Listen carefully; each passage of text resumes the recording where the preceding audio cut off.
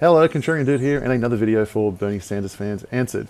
Fred Bluntstone writes, "Every cent that the poor get, they spend so it goes back into the economy. The mega rich hold on to their money and do not create a job for anyone unless they absolutely have to due to increase in demand. As the biggest spenders, the poor are the job creators because when they have more money, they spend more, thereby increasing demand." Fred, everything you've said there is true to a degree, but you are missing another side of the coin. What is it that drives research and development? What is it that drives the investment into capital and tools and things that make workers more productive?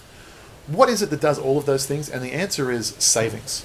As you correctly identify, this poor who spends all of their money on consumables and surviving don't have any money to invest in research and development, tools and equipment, and things that increase the productivity of workers. A nation's savings rate is one of the most important metrics that will dictate the growth of that nation for the decades to follow. Now, I'm not suggesting it's ideal that one person has all the savings and everyone else is broke and spends. I'm not suggesting that for a second. Obviously, there is a preference for savings to be relatively equally distributed.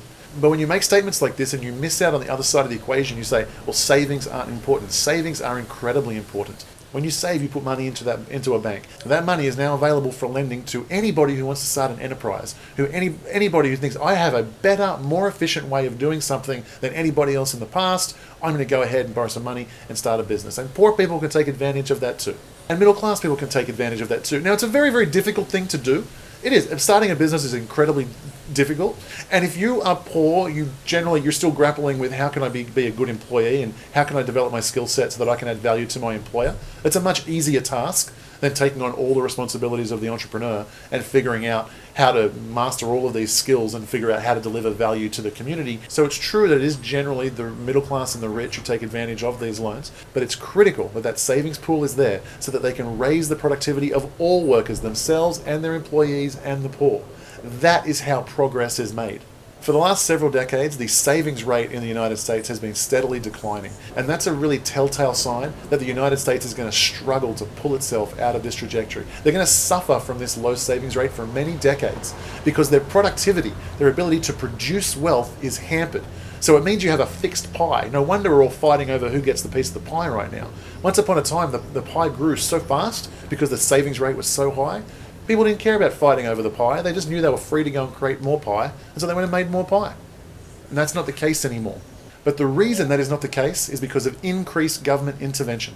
Government is destroying competition, it increases taxes, it's stealing more money from you, it's wasting money in bureaucracy, it's wasting money on stupid programs, and it's incentivizing bad behavior and disincentivizing good behavior. We now have zero interest rates. What's the benefit of saving your money? None. There was a benefit, it was called interest rates. Now there's none. There is no benefit in saving your money. You may as well spend it. These are government policies causing the economy to stall and eventually just going to destroy the entire economy. In Europe, it's even more horrific. You actually get punished for saving. You have negative interest rates. In Germany now, if you have money in the bank, you just get charged fees and pay an interest rate. You don't earn anything.